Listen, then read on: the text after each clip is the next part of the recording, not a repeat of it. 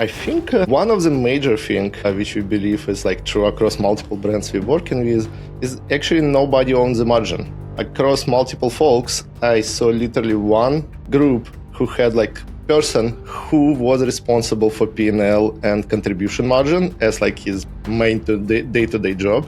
In majority of brands, it's like scattered between different people or CEO himself or themselves literally calculating P&L end of the month if they're lucky with it, and that's basically it. Hello and welcome to another episode of the Ecommerce Coffee Break podcast. A lot of Shopify brands are chasing growth right now. More ad spend, more tools, more channels. But the problem is more revenue doesn't always mean more profit. And that's where many brands get stuck. So how do you actually grow profit and not just top-line revenue? To break this down, I'm joined by Misha Druzhinin. He's the co-founder and CEO of Finsi, an AI growth platform built for e-commerce brands. Before Finsi, Misha worked on large-scale systems at Datadog and Amazon, handling billions in transactions. Misha, great to have you here. Great to have been here, Klaus. How are you doing? I'm very well. Let's dive right into it. Why do so many Shopify brands struggle to grow profit, even when sales are coming in? I think one of the major things which we believe is like true across multiple brands we're working with is actually nobody owns the margin. Across multiple folks, I saw literally one group who had like person who was responsible for P&L and contribution margin as like his main day-to-day job. In majority of brands, it's like scattered between different people or CEO himself or themselves literally calculating P&L end of the month if they're lucky with it, and that's basically it. And when things going on average, things going like very, very differently. Ironically, we literally had like one person who we recently started working with who's like after Black Friday come in like million in sales for Black Friday, and they're like, hey folks, it was like great month, but my bank account doesn't show in it. I need to figure it out. Okay, that's probably the wrong way to do it. And you're quite right. I don't hear that very often that people are focusing on their margins, on their net profit. Mainly they're talking about customer acquisition cost, ROAS, and on these things.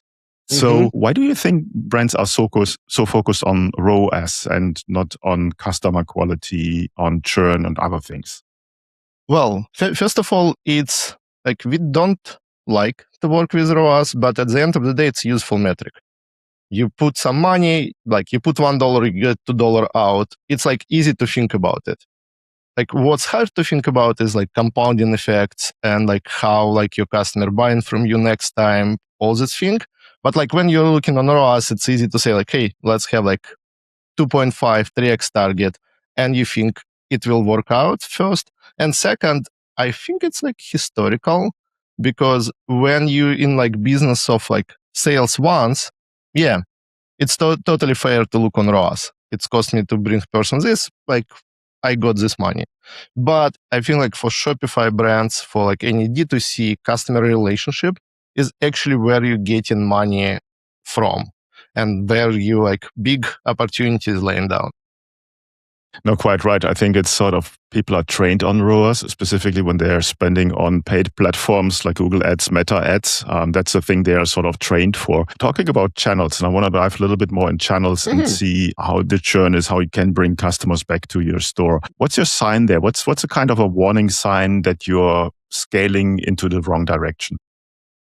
Getting in the wrong direction. Like we work a lot, for example, with subscription brands, and with them, like wrong direction is usually cancellation on the first day, on the first week. So you literally grabbed a lot of like gamers, budget hunters. And for like brands who doesn't have subscription, it's usually actually like when you discount, when you're like doing like deep discount and you see like huge spike on it, your revenue is going up. We're literally working with one brand right now who's like, we trained our customer to buy only on discount. And it was on purpose. And like discount actually drive top line systematically, and owners wanted to have top line. It's like, I think it's feel good. Like when I have extra revenue, I'm like, oh, it's feel good. And because of that, like a lot of things under the hood is start breaking up. And when you discounted flow, discounted audience disproportional to actually like your normal audience, that's something you driving into dangerous territory. Let's put it this way. I totally agree. And I think you gave a very good example there. You have so many times you hear it's like a 7, 8, 9-figure store, which is all revenue and basically doesn't tell you the whole story. They might be still making a loss or on a very small margin. Now, what I hear from you is data, because that's, I think, is the only way to get control over what's really happening in your business. And you built Finsi for a reason. Tell me about it. What does it do? That reason come up from basically some level of frustration, because you especially for e-commerce, you have multiple system which is slicing and dicing your workflow, but no one is showing you it systematically across the board. Basically, Google will show you ROAS, and you're absolutely right. Each platform is literally screaming to you ROAS. Klaviyo will show you something, Meta will show you something, Shopify will show you something, and then you have to put all these things together. And I consider it's with driving some aircraft where you have a lot of sensors, but most of them is a bit noisy and a bit faulty.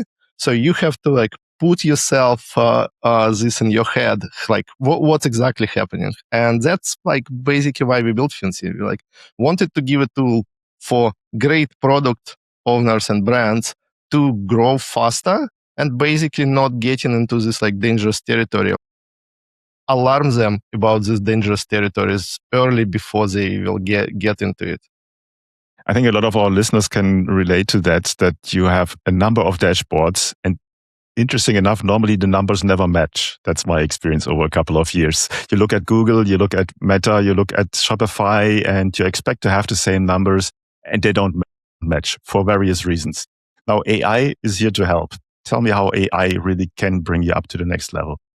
There is two different aspects. We heavily leveraging AI for that. First of all, you need some sort of hardcore structure for it. You need metrics. You don't need AI to have a metrics. You don't need AI to calculate P&L, but you need to do it on basically daily basis.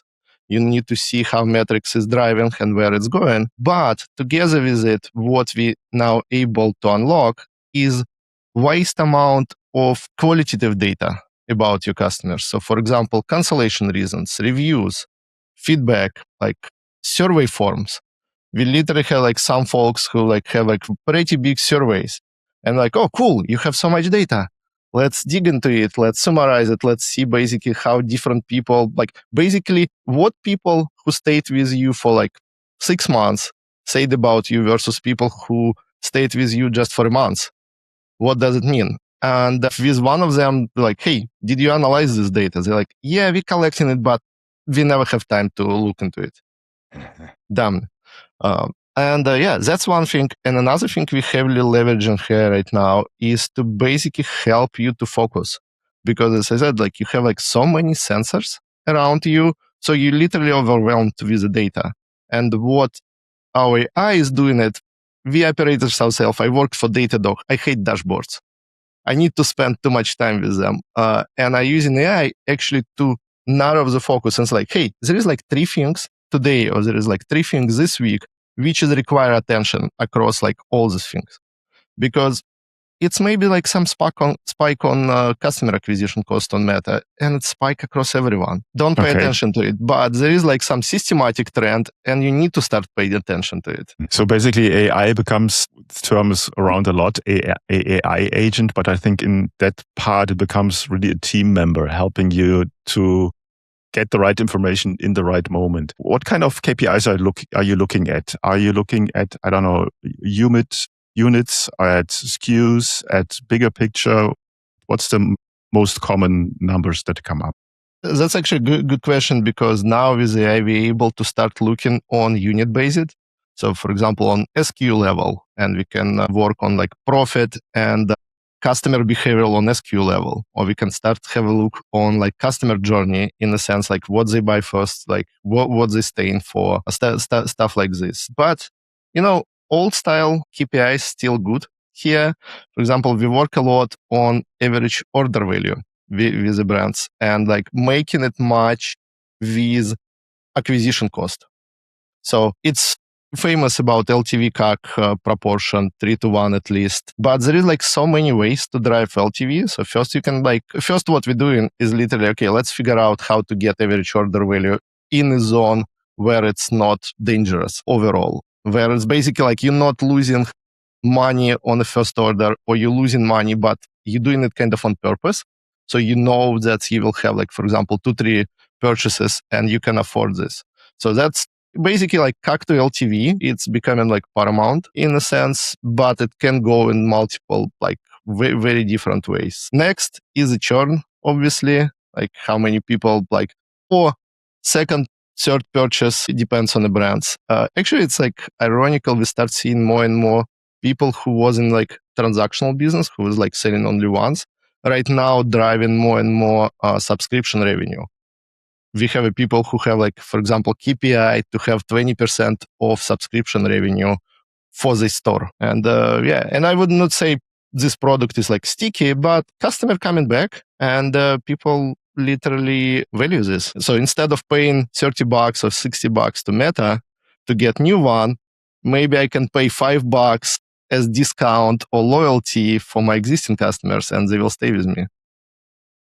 That's a good example that you brought there. I mean, and in the past, and you gave a really good example, a lot of brands were betting on basically break even on the first sale and then hoping that the customer comes back to buy more, which not always happens. And then you're basically just changing money, but you're not making money. If you're using Finsi, what usually creates the fastest win for a brand? Fastest wins is usually like repeatable purchases. It's actually another place where AI can like supercharge you. Like we employ what we call its retention architecture, but in reality, it's set of email flows, it's set of like different email communications, but we're doing it on complexity, which like humans, for example, cannot handle in some cases. We had like brilliant example from actually this week.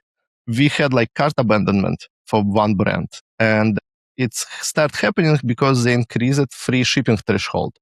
And they increased free shipping threshold because unit economics was not getting together. So we first figure out this one, and then we have a trouble with cart abandonment. So to deal with it, we actually built like complicated flow because we don't want to give like discount to everyone, but we want to still give discounts. So for example, if person bought from us 2 or 3 times, they're already loyal and we already bought them. So flow become more and more complicated in a sense like, oh, if LTV of a customer over this, we'll give them this discount. If LTV of customer over this, we'll give them this discount. And if you're budget hunter who did not apply, we'll send you email about like, hey, maybe like you forgot and you need to add more. And here's like benefits of a product, but we'll not push you with discount first. And that's how it can be done, like dramatically different and faster. As I said, like you getting another employee in your team, especially like instead of paying someone, then you can use this money for more like customer acquisition and like increase your growth. So you start getting this famous Amazon flywheel. You start getting more money, you start getting more like happy customers, and it's like basically amplify itself. I definitely can see the synergy effect there from reading the data and then putting it into place. Talk me through how a normal day-to-day workday with Finsi looks like. Who's working with Finsi? What are the tasks? How does it look like? That's actually a very good question. We currently have like actually 3 personas working with Finsi, and like majority of our customers call it like very comprehensive platform because we started with it. We wanted to have like one platform so people will work with it. And our primary person who working is let's say grow manager or grow marketing manager, head of e-commerce. So like someone actually who's responsible for revenue growth. And in some cases, they literally responsible in profit growth. And they use it differently. They're using it, for example, for our daily anomaly detection. So like great brands who's like moving fast, actually checking numbers daily. And we basically bringing them like morning brief. It's like your newspaper, but this newspaper is about like what's happened with your brand yesterday. What's went up, what's went down, like how your promotion campaign for Mother's Day will perform, which we already sending to people. And like basically sometimes like what's went not as expected. And basically where you need intervention. Then we delivering them like more comprehensive overview about business on like weekly, monthly basis. So like something more strategic level. And at the same time, we having like functionality, for example, for email flows, campaigns, and understanding and managing meta performance. And like sometimes it's another person, for example, like attention manager or performance ads manager. In some cases, we have like literally one-man show person who's like grow manager, who running ads, who running on retention and using Finsi like across everything. Because he's like, oh yeah, I built my Mother Day campaign and I put the ads and I looked through your system for like how it's performing and I put two more experiments. So in a time while it probably would be sound a bit harsh, but in a time when others still in debate of like brief with the agency, this person already launched everything and already launched 3 experiments. It makes perfect sense. I want to dive a little bit more in the tech sector because we're talking about different platforms. We're talking about Shopify, we're touching on Meta, we're talking about Klaviyo. From where do you pull the data and to which kind of platforms can you connect? Our philosophy, like we push and we want to pull data from everywhere. Like literally every signal we want to have it in Finsi. Right now, it's like Shopify, it's Klaviyo, it's Meta, Google, TikTok, Uplovin for a couple of brands. And we're also connecting to loyalty program, for example, to surveys and to reviews platform and to support. And like these 3 usually not coming together with numbers, but we seeing a lot of value is actually like analyzing customer behavior on the support side and like mapping it out to LTV. And obviously we're working a lot with subscriptions. So like subscription billing, your cancellations, like all customer behavior, which is like becoming important. In reality, we can derive a lot of this data out of Shopify itself, but subscription billing have this more. And last piece, which we start connecting recently, and I'm like really excited about it. We connecting to platform which providing us demographics data on kind of like more deeper level than you would expect it to have. And because of that, we're now able to differentiate, for example, between retired person who is buying a product for like one benefit versus like entrepreneur person who is buying the same product for like totally different reason. They solving the same problem, but it's 2 different type of people. And now we can see like LTV, we can see like purchase behavior between them, which is really amazing, especially when brand getting, let's say, like 10 million ish. Like you're not having like one audience. You're now having like 3, 5, like different people buying you for different reasons. You want solution for different problems. And that's becoming very interesting because now we can like having this piece, we can like communicate to people why they bought instead of like, hey, 20% discount. That's amazing. And that makes me as a digital marketer smile because having demographic and sociographic data is so valuable. And because usually it happens, you do your surveys, you get some results, and you have a gut feeling who your customer is. But as I said, as you grow, you have more than once, and it might change your complete marketing strategy once you figure out there's other people buying from you. No, it's really amazing because you can start seeing drift in your audience in real time. Basically, like you start pushing more for like specific type of customers. For example, with like one CEO, he's like, this category is our best customers. He knew it before. Data showed him that his gut feeling is right. And he's like, I want to push more. Now you start seeing how like share of this customer growing.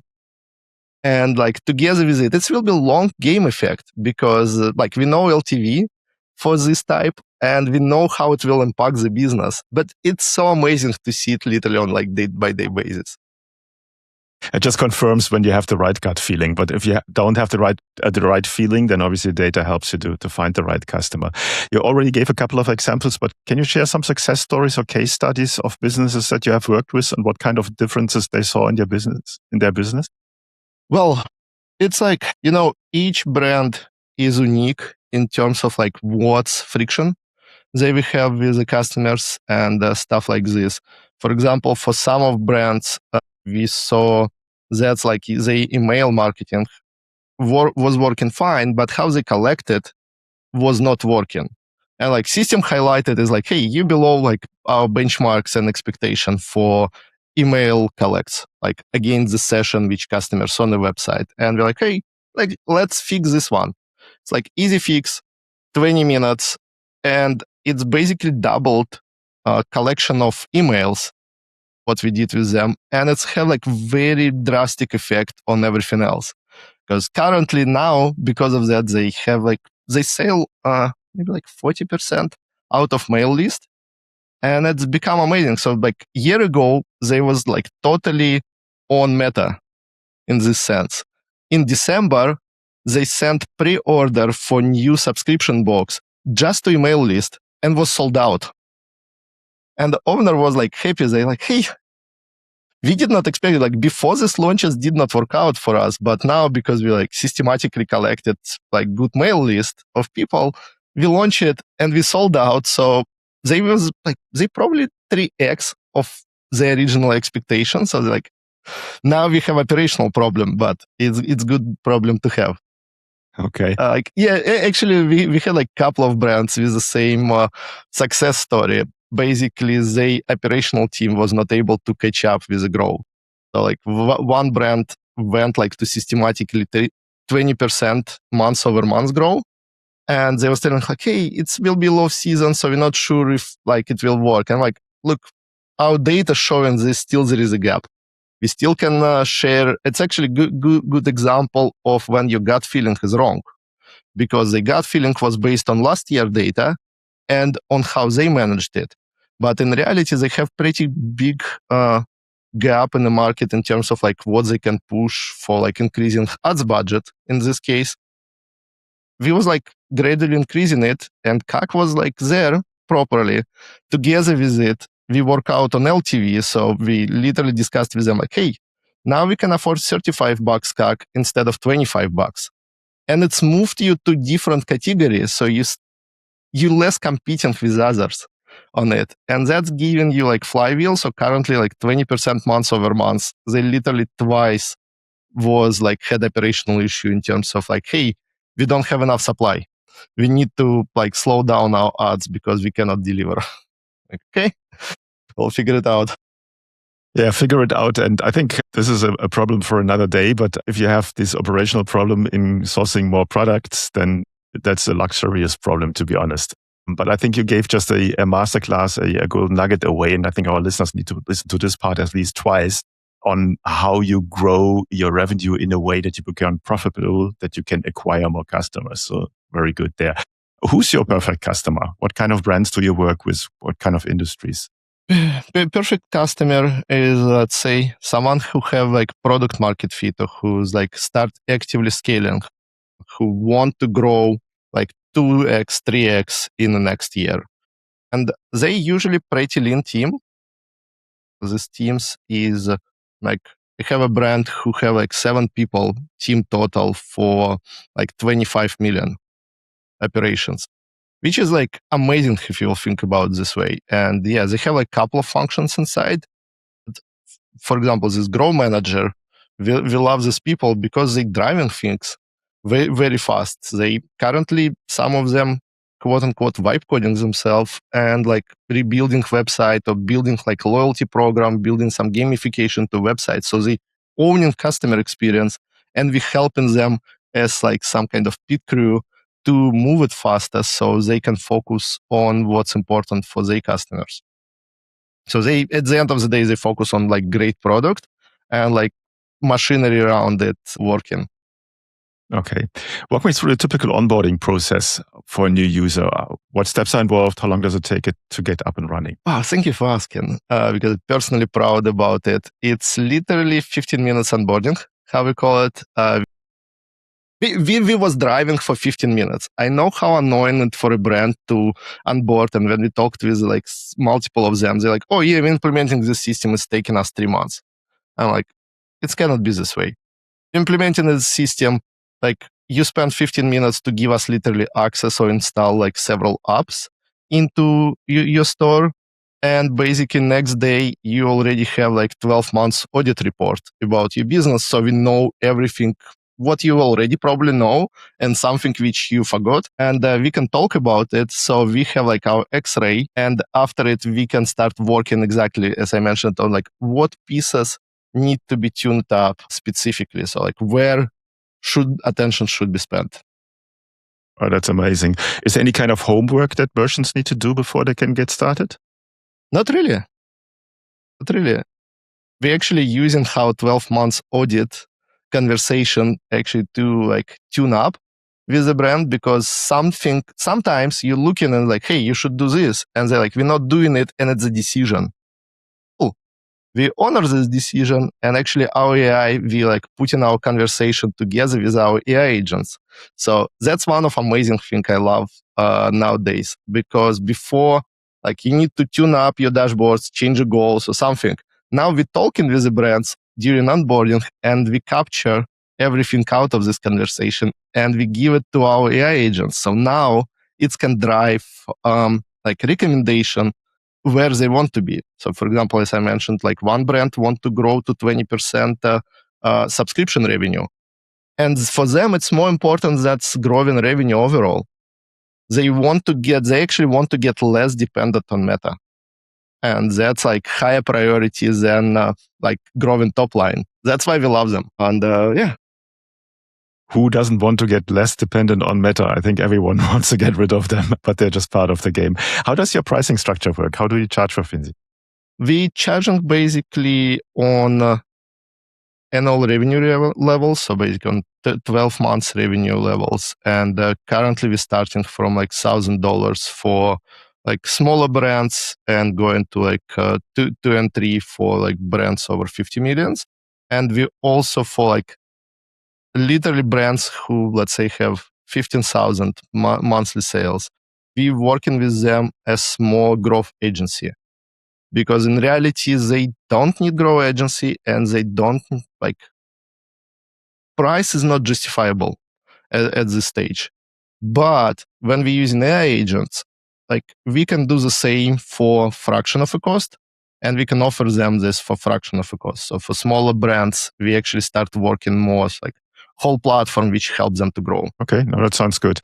Before our coffee break comes to an end today, is there anything you want to share with our listeners that we haven't covered yet?